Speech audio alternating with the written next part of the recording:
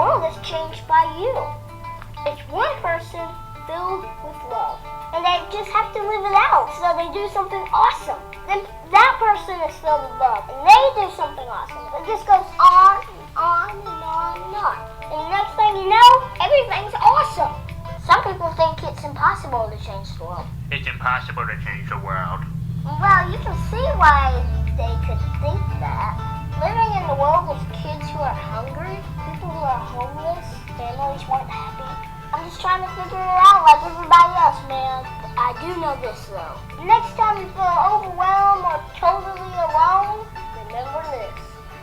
Things don't have to be the way they are. The world is changed by ordinary people. Little people living out big love. And that's what gives the world a reason to dance.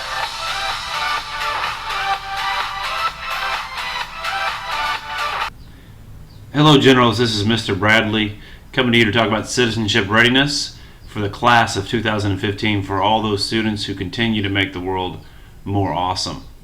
First things first, if you're on your browser now, you can go to leadingmyfuturestory.blogspot.com. While we've reviewed some of these things previously, this is a review that will be more relevant as you pursue this over the next 2 weeks. So as you go there, the first post on the top is the class of 2015 Citizenship Readiness Indicators. Notice there are 3 levels of citizenship readiness. We have citizenship readiness at the top here, and CPR certification, notice, was replaced by 3 letters of recommendation, one from a peer, one from a school-related member, and a community-related member. But this is optional for year 1 because of the late notice. That's really something that came through collaboration with our district about how to work smarter, not harder for the years ahead. If you have those letters of recommendation, awesome. If not, then that will not be part of your required citizenship readiness piece.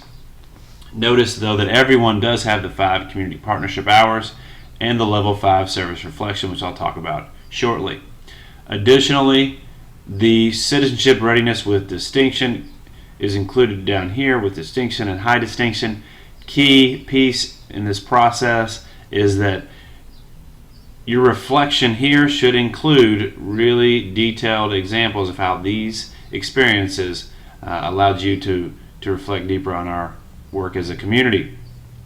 So from leadingmyfuturestory.blogspot.com, you can find all resources in this folder here entitled Independent Learning, which I've just clicked on, and it's taken me to this folder. In this folder you have the citizenship portfolio for students, which will take you here.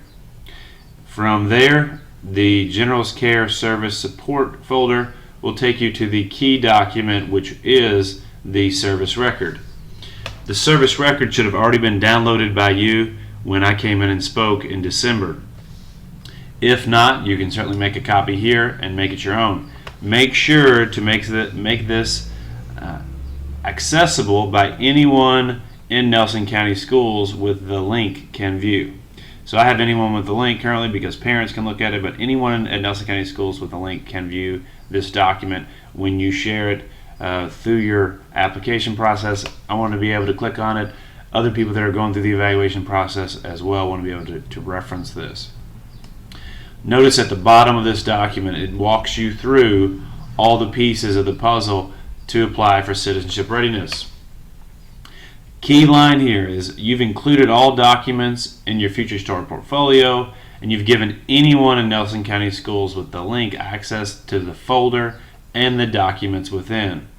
That is a key piece. Additionally, your blog should have a meaningful reflection, potentially including pictures and symbols that discuss your citizenship readiness experiences over the past year and, in some cases, before. This is the service hours reflection rubric. This rubric details the type of responses that are expected through citizenship readiness. You can expect really that each one of these bullet points represents a well-developed paragraph. In the case that you're applying for distinction or high distinction, you should see this as a further way to develop those experiences and reflect on those experiences over the course of your time at Thomas Nelson. Back to the service record.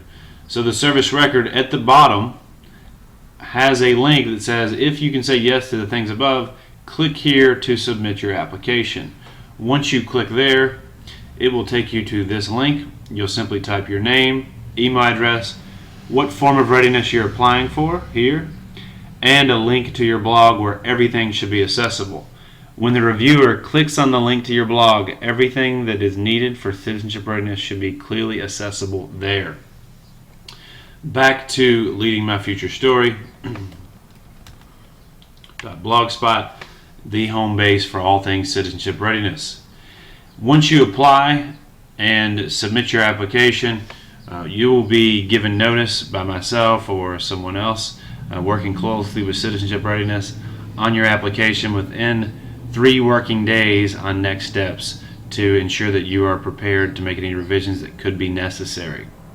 Again, this is to honor the work for all of you that continue to do awesomeness across our community, and I'm looking forward to so many of you applying over the next couple weeks before you graduate to be our first ever students that are citizenship ready and that continue to change the world.